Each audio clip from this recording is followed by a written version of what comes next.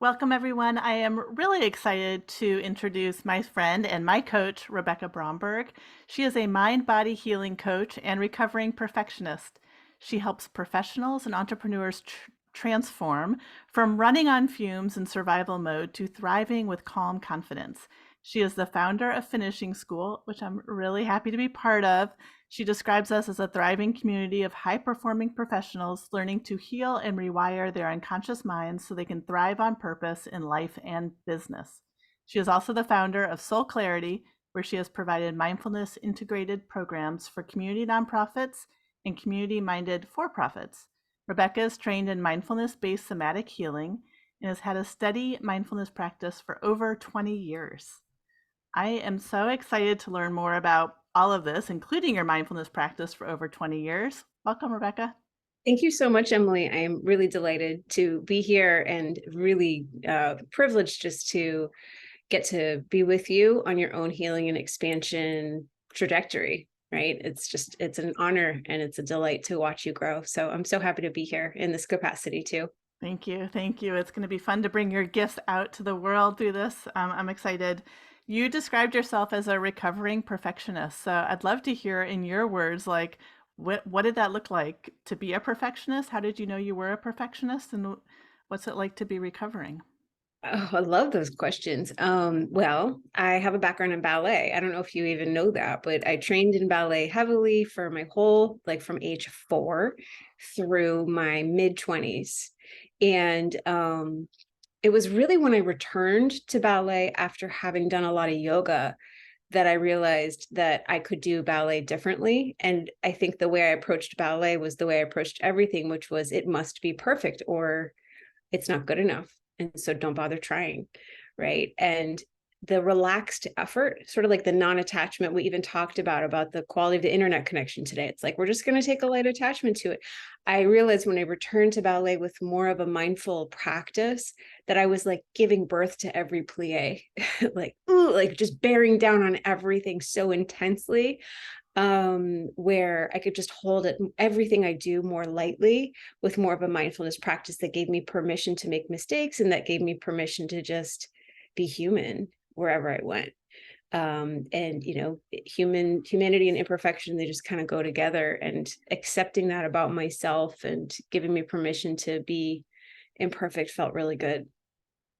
It feels so good. And you're bringing that to so many people now, just acceptance of not being perfect. It's kind of, it sounds so basic, but it's like mind blowing Yeah. the way perfectionism, I wouldn't have normally described myself as a perfectionist in the past, but I can see little ways that that creeps in and in subtle places it's sneaky. Exactly. Yeah, there's so many reasons we don't take action that will improve our lives. And a lot of it is because we're afraid that we will fail. We're afraid that we will do it imperfectly. And the consequences of that, when we understand what our fears are and how young they are, it's incredibly valuable to just really get curious about the reasons we don't take action. And perfectionism is a big thread. And the simple stuff, isn't easy, right? There's a lot of healing underneath that one word. It's an umbrella for a lifetime of self-judgment, right? And that takes rewiring, and that takes slow rewiring for sure. It's interesting because I think about a lot of my peers would define themselves as perfectionists. And I think with some amount of pride because they feel like I get shit done and I do it really good. Yeah. And what you're kind of saying is, but you actually aren't getting as much shit done as you could if you weren't a perfectionist. Is that what you're saying? Amen. Yeah. Well put. Yes. I think that perfectionism, it keeps us from expressing who we really are. And it keeps us from taking risks that would make whatever we're doing even better, right? So we've had a few like forest for trees moments in your development and other people's too, where it's like, I thought I was really getting a lot done and doing high quality work, but I was like in the kiddie pool doing the same thing over and over instead of graduating to the ocean, right? Where it's a little scarier. And so you got to get your swim muscles up for that. And part of that is being more okay with rejection and being more okay with being seen and being visible, and those risks that come with expressing a new side of yourself. Like I have chills when I think about that, because it's socially very risky. And I think it requires us to release control, right? Hmm. So I think if we are less controlling of how we're perceived, we're more likely to be willing to mess it up and take some risks that are really juicy and bring us to new levels and just surprise ourselves. That's the most fun. I didn't know I was going to create finishing school before I created it. I was like, I don't know how this is going to go, and I'm going to do it. That was really my journey with it. And if I had been more of a perfectionist, I promise you I wouldn't have even tried it. One of the things I love about finishing school, there's several, and I hope we get to talk about them all, but one of them is discovering the blocks that are getting in the way of us moving forward. And so I'm curious from you. You aren't a therapist. You make that very clear. You have such a different angle on things. So maybe you can talk a little bit about the difference between therapy and what you do, and also like where do these blocks come from? Does everybody have blocks that's preventing them from moving forward? Can you speak a little bit about those? Sure. What I'll start with, like, what's different, and we can try to put a pin in the Yeah. other questions. I I asked love like that. three questions in one, but yeah. I tracked on two that I could remember. My little like holiday brain. So yeah, very different than therapy. I characterize what I do as almost everything but the therapy, everything your therapist wishes you were doing in terms of getting good skills with respect to emotional regulation and working with inner child parts, but also like rewiring your unconscious like beliefs that are under the hood of the 90% of our thinking that's unconscious. And that's something that I have a really refined skill set on that works with the body. So most therapy, the majority of therapy out there is talk therapy, and that gets to the 10% of what's conscious. And then I have all these skills that I give to my clients because I just want them to all leave with these skills where they can bring their emotional regulation down, meaning feeling better in the moment, not feeling anxious, finding overthinking, tracking on it, getting to the root of it, healing what's underneath it all. And then also setting goals, taking action. So that's the other piece of my work, is creating a body mind system that feels safe, taking those risks, getting out into the ocean, like we start with swimmies and then we take those off and we go a little further each time, like all of that. And that really dovetails into the next part of your question, is does everybody have a block? Let's put it this way. The question I would ask to anybody listening would be, do you think that you were capable of making like a reliable map of meaning of the world between ages of 0 and 7? Like, no. And that's when we're creating our primary beliefs about our world, how worthy we are, our capability, our safety. Like, if anything happened in our childhood with, again, everybody's imperfect, so our parents are imperfect. So if anything gets miswired, we deserve space to rewire it when we're older. So an example might be, like the one that I use a lot is, let's say you fall and scrape your knee and you come up to mom and you ask for a hug, right? But at that moment that you're feeling so vulnerable and you reach your arms out, the stove sets on fire and she has to turn her back on you because there's an emergency, right? And so in that moment, you might have a belief of, I'm not always supported when I need it. And if that doesn't get revisited, then we see the world in that limited worldview. Or if we got criticized by a perfectionist parent, you know, then it's not safe to take risks. It's got to be perfect or I will be criticized. And that will live with us and limit and hem our lives in until we revisit it. So does every single person need it? I don't know, but most of us do. Most of us need some measure of taking a new look at the original software that we were installed with between 0 and 7 when we were in a theta hypnotizable brainwave state, and doing an upgrade. Everybody deserves space to upgrade their beliefs to better align with who they want to become.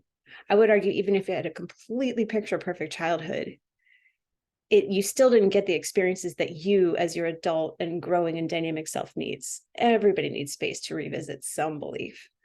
And that's what I do. So it's different than therapy because it's sort of the cleanup work, right? Like therapy is about functioning, like getting to work, being able to, just be able to contribute to society in a reasonable way. And I'm like, okay, that's cool. But then what? How do we function with optimal joy, with optimal clarity, with optimal creativity, with optimal fulfillment and self-expression, right? Like higher up Maslow's hierarchy is really where I want to support people in getting. So I'll stop there. Yeah, I appreciate all of that, and I think that the point of what I'm aware of is that the word healing is very much around these days. I feel like everybody's talking about healing, at least in my circles, in my feed. Um, and it took me a while to understand. It's just like it's blown up in the past few years. And so couple of years ago, I wasn't clear on what healing work was, and I certainly didn't feel like I needed healing work. I didn't have a picture perfect childhood, but I also didn't feel like I'd had trauma. Mm.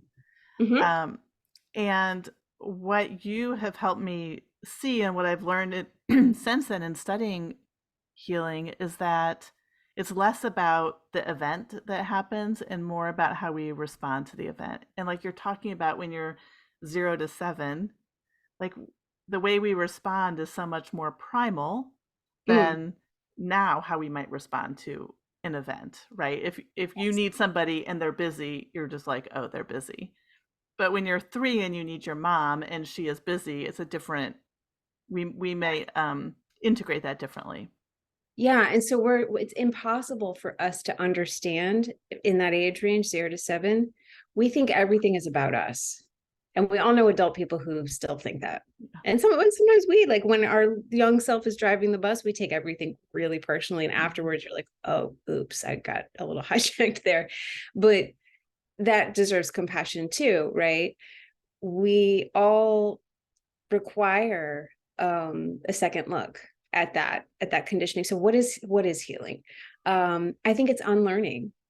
I think it's unlearning what we learned in that hypnotizable state between 0 and 7. It's unlearning, it's deconditioning, and we're really getting whatever is in the way of us expressing our full authentic self. We're just getting it out of the way. And so it's really more about removing than adding anything. It's not a kumbaya moment of, it's not, I don't think it's just going to do ayahuasca and coming back fixed, right? It's slow, steady, chipping away at the little things that keep us from optimal joy. So yeah, you can have a no ACE scores, no adverse childhood experiences, and still need this kind of work. So Yeah. to me, a sign that whoever's listening, that one might need healing is if you feel distracted and incapable of connecting to the present moment. And so whatever is in the way of you and being present deserves care, support, attention, love, and connection. Like that's the biggest thing that I want to bring home to anybody listening, is that we're not supposed to do this stuff alone, because most of what needs healing happened in a channel of connection. The reason we're perfectionists is because we're worried about other people. Like our perception of other people is what needs repair a lot of the time, just as an example.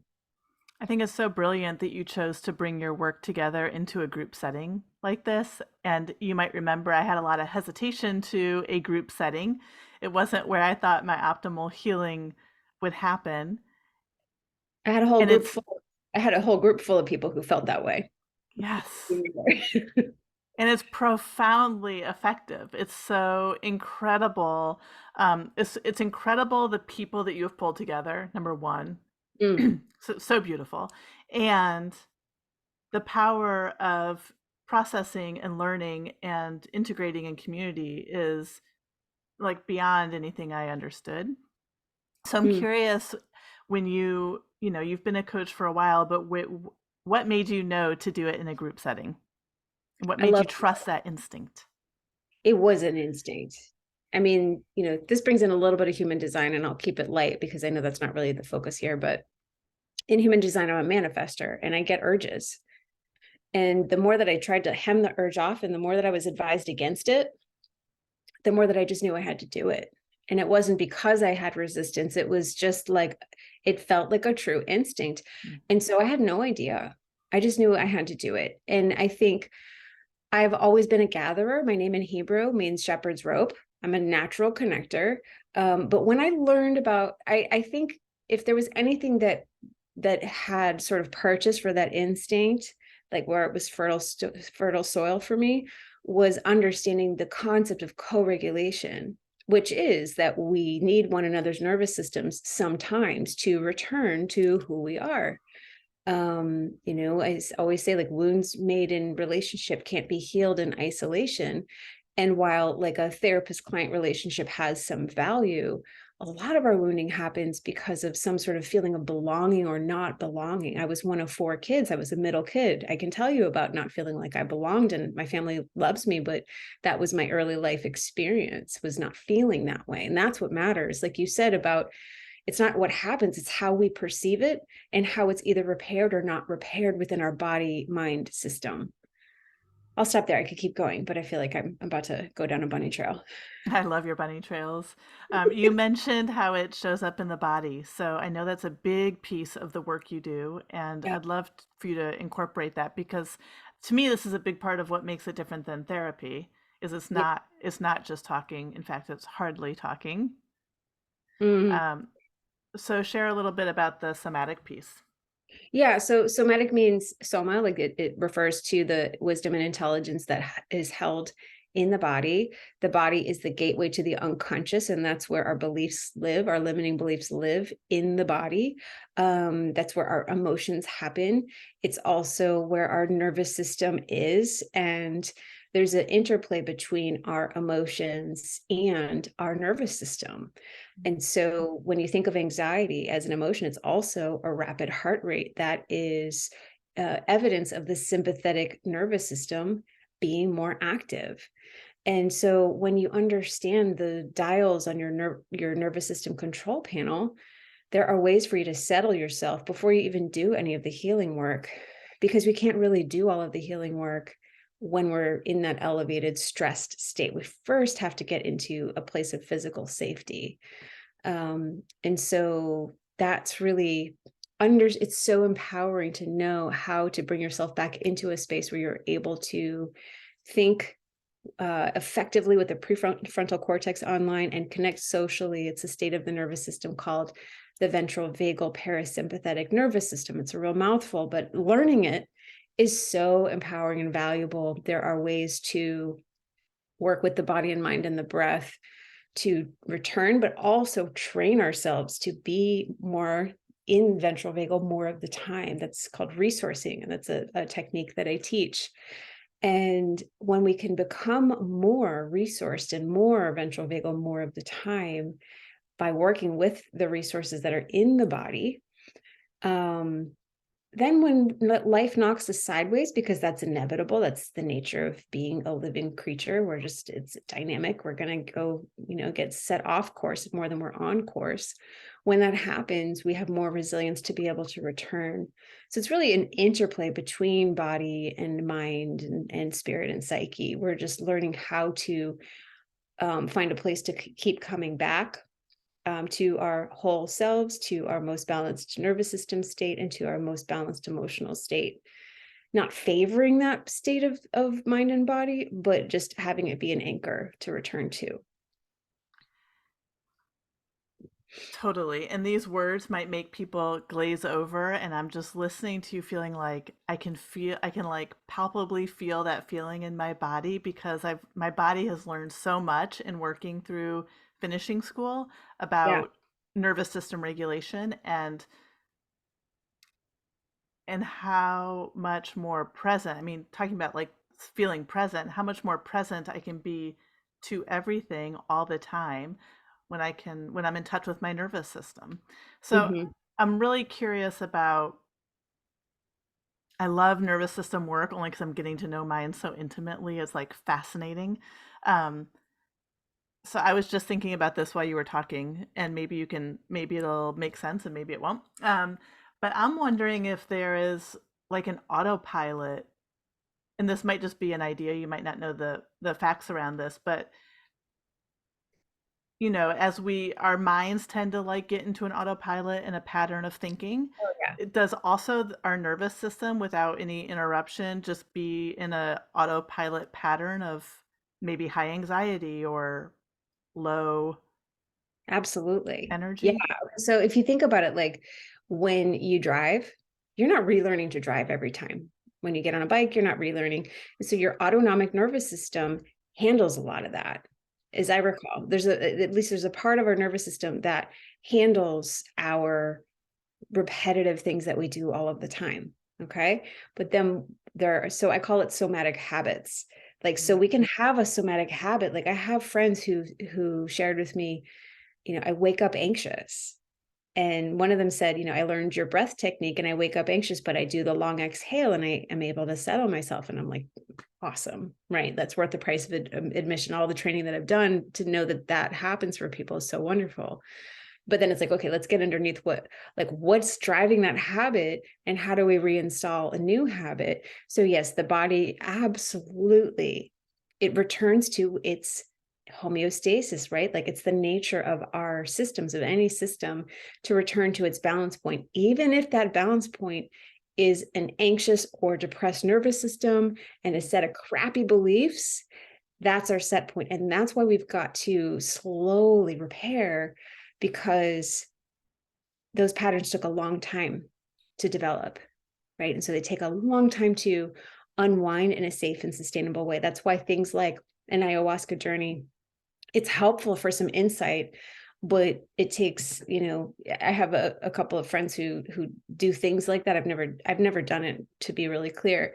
But the biggest work is the integration that happens for weeks and months afterwards, right? And that's the piece that I do without the drugs. I have a friend who said, excuse me, no, client. She said, I feel like I went through a mushroom trip throughout my childhood just now. And that's the thing, is the present moment is where the healing needs to happen. And that's where the young parts of ourselves, if they're unresolved, they like hang out in the present moment. So yeah, I'm rambling, I think, but that's where this sent me. You're not rambling. It's also good. I did just have a thought that I lost. I know. You've emphasized the importance of going slow, and Yes. that's not our culture. No. And I know that if somebody's feeling stuck, the last thing they want to hear is like, take it slow. So is there a workaround? Can't we just like muscle through it? Tell me why it has to be slow.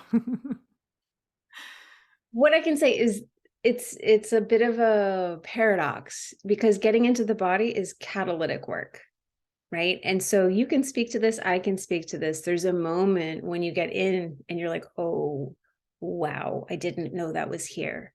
And your life changes in a good way in an instant. The door opens to you just becoming more of yourself. So there's a catalytic moment where you're going to get, if you're feeling stuck, I promise you, if you sit down in front of me and you're feeling stuck, you will feel different in one session.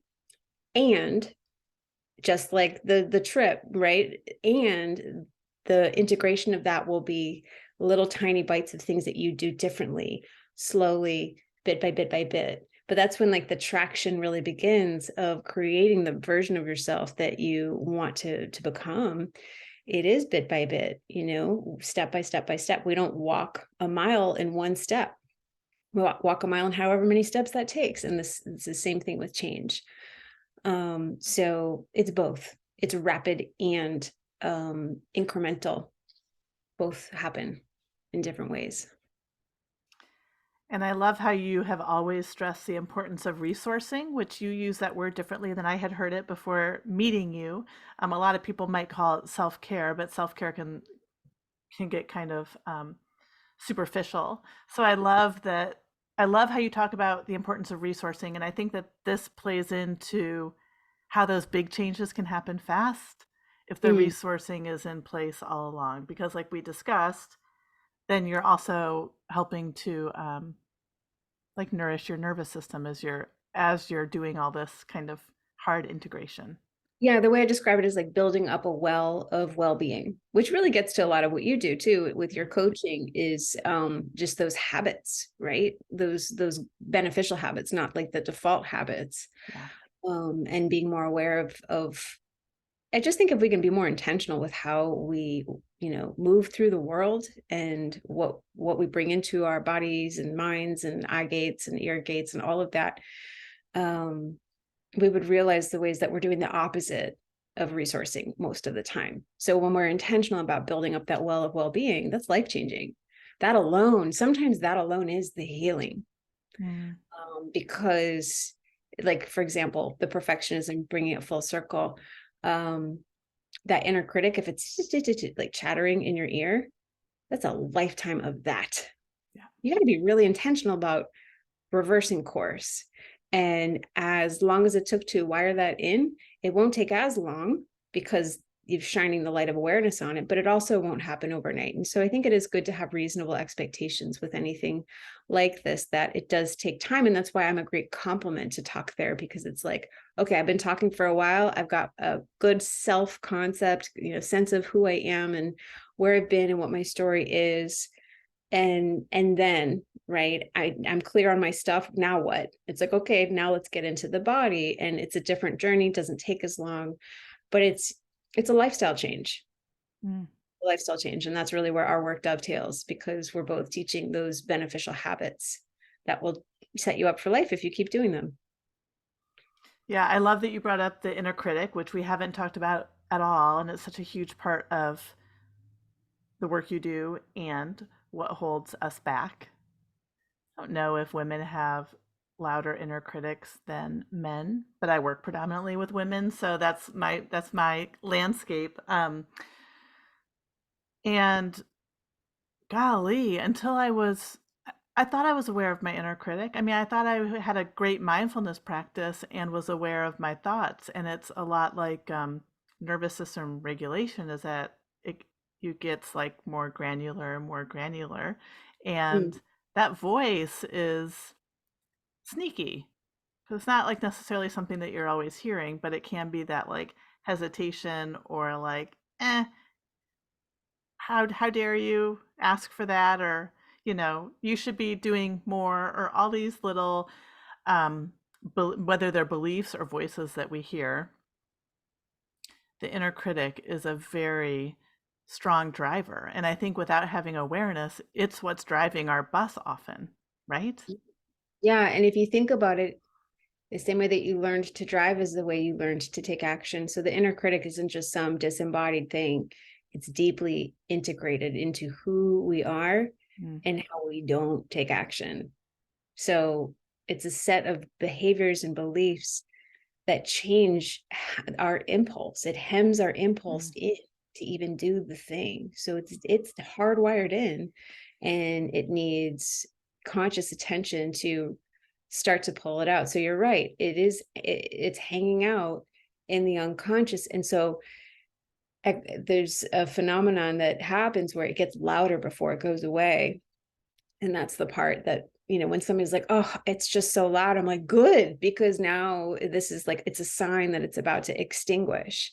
But that takes a lot of noticing before it goes away. So meditation is really important to start to tune into what's happening under the hood. That's our doorway into understanding the 90% of our thinking that's not conscious. It floats up when we're connecting our body and mind in meditation or in yoga. If you've ever been in a yoga pose and like funny stuff comes up, like have you ever cracked yourself up in a yoga class? Yes. Yeah. And like that's like our wise self, our funny self, like it's like our most joyful self just bubbling up and being like, what up? Like, now that you aren't paying attention, I'm going to make you laugh. And you can hear the funny self, the wise self. There's so many parts of us active at all times: the funny self, the wise self, and the critical self. That's like, so you're in this pose and you're like hating on the teacher because you're in the, revolved crescent lunge. Like you just want to get out of that pose. And so there's a party that's like really loud. And it's those moments in mindfulness, whether it's in yoga, in meditation, running, like whatever allows you to be mindful, where you're going to get access to parts of you like the inner critic. Mm. That part kept us safe. And so it's going to hang on until we learn to be safe in new ways. And I think that's an important point to bring up just as we're wrapping up here. I have a few more questions I want to ask you, but the point about being safe, I think, and knowing that there was a positive intention, I think is really important for people who are listening who haven't done this work. That you might be listening to this and be extra annoyed with your inner critic or extra annoyed with the ways that you're being held back. And I think first it's important to know that those parts were created to keep you safe Mm. in the way that we knew at that point, at that age, to be kept safe. And so it's really just has the best of intentions. And that doesn't mean those intentions are still positive and effective. And that's why Rebecca's work is amazing, because she can help rewire that. But to not hate those parts that feel frustrating is a really good first step, but just to be curious rather than judgmental. It's I have good. a frustration reframe. Mm, okay. Okay. If you're frustrated, it's a good sign that you're ready to change. Oh, nice. The bottom is the top. Like the bottom is when you bottom out with something, that's the moment that you're actually leveling up. It's really more of like a platform for growth. And so I think you can tell I'm saying that straight from my heart, that whenever you feel alone, whenever you feel frustrated, whenever you feel that just like shit is just falling apart, that's a moment to look at it sideways and understand the bottom is the top. The bottom is a platform for something else. That's beautiful. Thank you. So you are the queen of resourcing. Tell me if you had like one like health tip or wellness tip or practice for well-being that you think everybody should practice. I know that's very general, but if you could just choose one thing, what would you recommend? I've been mulling that question because that was basically the only question you asked me ahead of time. I have another And one. okay. And I think I'm going to say something I wasn't expecting to say, Okay. but it just bubbled up from my heart. Curiosity. Hmm. Because it's impossible to be judgmental and curious at the same time. Yeah. And when we're curious, we're present, and we're present to what is. And so if we can be curious, it's the gateway to everything that is growth oriented and healing oriented and wellness oriented. So I would say your best wellness habit is staying curious, and that also allows you to not stay stuck with old wellness habits. I sit down Hmm. every morning and I do a slightly different meditation. I sit down with curiosity of, I wonder what I need today. So yeah, I would say curiosity. I love that. That's my favorite answer so far. That's good. Yeah, I didn't expect to say it, so I Genius try right to stay there. curious. My other question for you is the one I've been asking all of my guests, and that is, do you have a morning routine? And if so, what does it look like? Oh yeah. Okay. So I've joked that like I don't even know which I'm doing because of which anymore. But I always try to drink hot water with lemon in the morning. Um and so my routine is very practical. I brush my teeth first thing, and brush my tongue so that when I drink water, I'm not drinking yesterday's stuff that accumulated in my mouth. So it's an Ayurvedic kind of a thing. And I'm brushing my teeth while my water's boiling for my coffee and my hot water with lemon, and I take my pup out while that's steeping. And then it's so practical and pragmatic. And then while my hot water with lemon is still cooling, I sit and meditate. And that's where it's like, I don't know if I'm meditating to wait for my water to cool or if I'm drinking the hot water because I'm meditating. Like those two just go really well together. So after I sit and meditate for anywhere between 5 and 20 minutes, whatever I feel like, then I sit and just enjoy my hot water with lemon. And then I move to a different room and have coffee and maybe FaceTime with my two sisters for some social connection resourcing, or just connection with me, sit and journal. I've done my best to just arrange my mornings so that I have a lot of spaciousness. So that morning routine, the pith of it is really only 20 to 30 minutes of puttering and meditating, but then the sitting with the coffee could be 10 minutes to an hour, right? Mhm.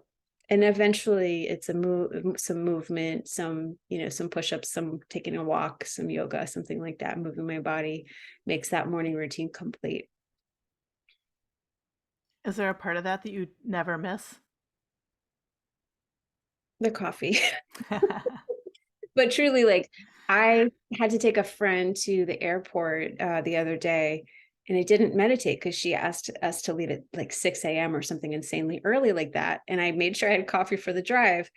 But I noticed all day that I was like, I just feel disconnected. And it was because I hadn't meditated. So that's how often I meditate. I notice it when I don't have it. Mhm. And some days I don't need it. Like I went a week without meditating when I visited my sister this time last year, and I was fine, but it anchors my day. It's just a way to connect inward, to connect body and mind together, and hopefully kind of keep those more hooked up for the rest of the day.